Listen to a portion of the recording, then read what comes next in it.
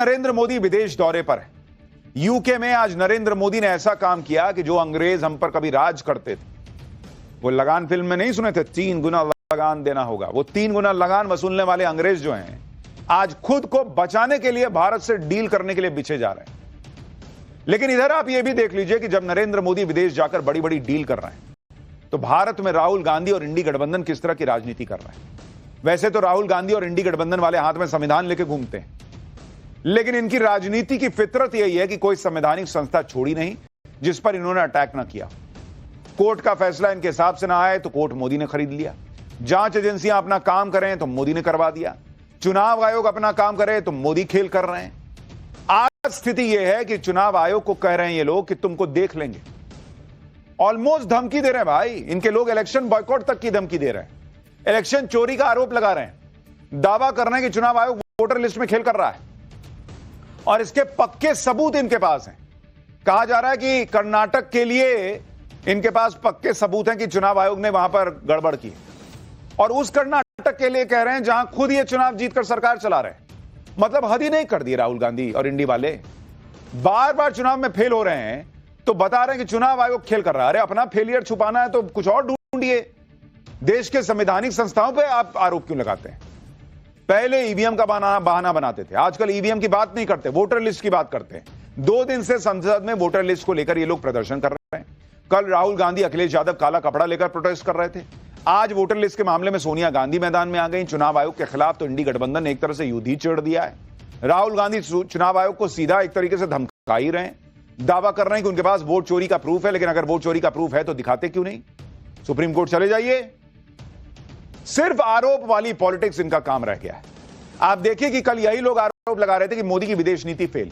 आज पीएम मोदी ने ब्रिटेन के दौरे पर बड़ी डील डन कर दी है, वो भी ऐसे टाइम पर जब टैरिफ को लेकर मारामारी मची। भारत और यूके की ट्रेड डील को देखकर आज अमेरिका, चीन, पाकिस्तान सबके होश उड़ गए होंगे, क्योंकि भारत और यूके दोनों ही बड़े और ताकतवर देश हैं। दोनों देश टॉप 6 इकोनॉमी में आते हैं। दोनों देशों के बीच ऐतिहासिक डील हुई है। जो ट्रंप खुद को ट्रेड डील का किंग मानते हैं, उनके लिए भारत और यूके की डील किसी झटके से कम नहीं। जो चीन भारत की आर्थिक रफ्तार को रोकने के लिए तिकड़म लगाता है, उसे भारत की यह बड़ी डील चुभने वाली है बॉस।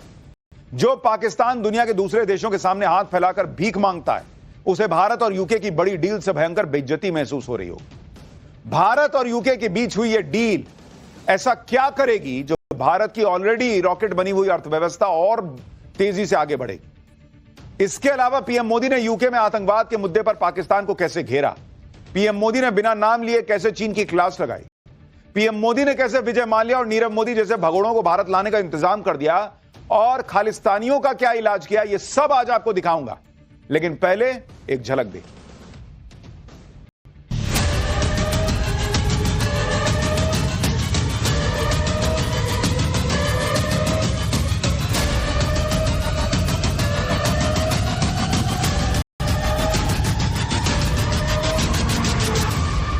आतंकवाद के खिलाफ लड़ाई में दोहरे मापदंडों का कोई स्थान नहीं है। आज के युग की मांग विस्तारवाद नहीं, विकासवाद ही है।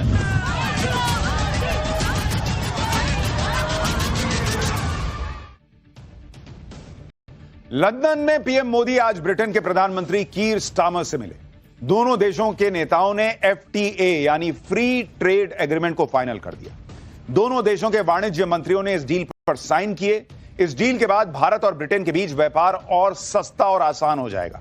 इससे भारत और यूके दोनों को फायदा होगा। यह डील कितनी इंपॉर्टेंट है, इसे आप इसी बात से समझ सकते हैं कि इस डील को लेकर ब्रिटेन के पीएम कीर स्टारमर ने कहा कि यूरोपीय यूनियन से निकलने के बाद यह ब्रिटेन की सबसे बड़ी ट्रेड डील है।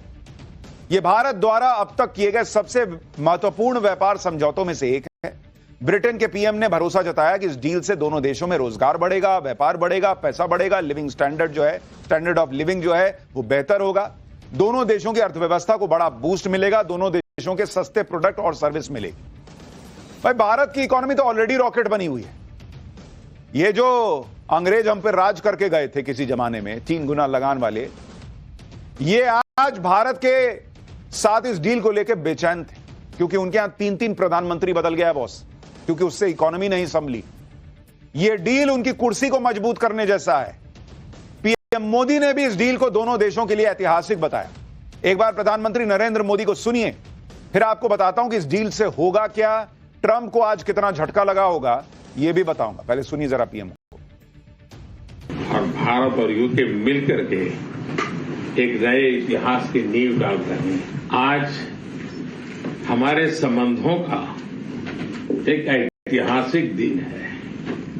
आज हम दोनों देश मिलकर के पारस्परिक लाभकारी एफटीए और डबल कंट्रीब्यूशन कन्वेंशन इसको संपन्न करने जा रहे हैं। ये अपने आप में भारत और यूके भावी पीढ़ी के लिए एक बहुत मजबूत रास्ता तैयार कर रहा है। व्यापार और उद्योग के क्षेत्र में एक नया अध्याय जुड़ रहा है। हमने आपको कल ही पाठशाला में बताया था कि भारत और यूके के बीच जो फ्री ट्रेड एग्रीमेंट हुआ है, उसका मकसद दोनों देशों के बीच व्यापार को दोगुना करके 10,36,000 करोड़ रुपए तक ले जाना है। इस डील से भारत और यूके दोनों को फायदा होगा। एक बार यह डील इफेक्ट में आएगी तो दोनों देशों के बीच सालाना व्यापार 2,20,000 करोड़ रुपए तक बढ़ने की उम्मीद है। इस डील से भारत के किसानों को बड़ा फायदा होगा, भारत की एग्रीकल्चर इंडस्ट्री को फायदा होगा, क्योंकि भारत का कुल एग्रीकल्चर एक्सपोर्ट करीब 3,16,000 करोड़ का है और यूके का एग्रीकल्चर इंपोर्ट 3,24,000 करोड़ का। लेकिन इसमें से केवल 7,000 करोड़ का एग्रीकल्चर इंपोर्ट भारत से आता है। यह ट्रेड डील हो जाने से यूके में जो एग्रीकल्चर प्रोडक्ट का बड़ा मार्केट है, उसमें भारत का हिस्सा बढ़ जाएगा, जिससे भारत के किसानों का बहुत बड़ा फायदा होगा।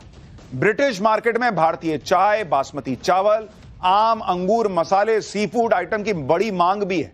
इस डील के होने से असम, गुजरात, केरल और बंगाल के एग्रीकल्चर एक्सपोर्टर्स को बड़ा फायदा होने का अनुमान है। इस डील से भारत के कपड़ा उद्योग को भी बड़ा फायदा होगा, क्योंकि 8 से 12% लगने वाली इंपोर्ट ड्यूटी को हटा दिया गया है। इससे सूरत और लुधियाना के एक्सपोर्टर्स को बड़ा फायदा होगा। यानी किसान से लेकर व्यापारी तक सब बम बम हो जाएंगे। बॉस, ऐसी डील हुई है। भारत और यूके के बीच डबल कंट्रीब्यूशन कन्वेंशन एग्रीमेंट भी हुआ है, जिससे यूके में काम करने वाले भारतीय कामगारों को फायदा होगा। दरअसल अभी यूके में सीमित समय के लिए काम करने वाले भारतीय प्रोफेशनल से नेशनल इंश्योरेंस के नाम पर हर साल एक तय राशि वसूली जाती थी।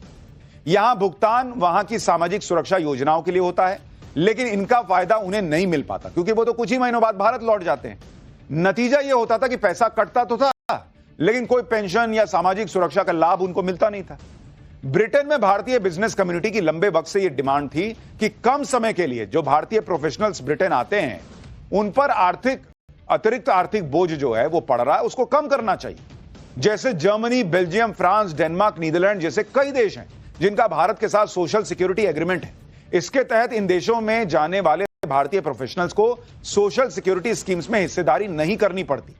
अब इसी तरह का समझौता यूके के साथ हो गया है, जिसमें सोशल सिक्योरिटी में हिस्सेदारी में 3 साल की छूट मिल गई है।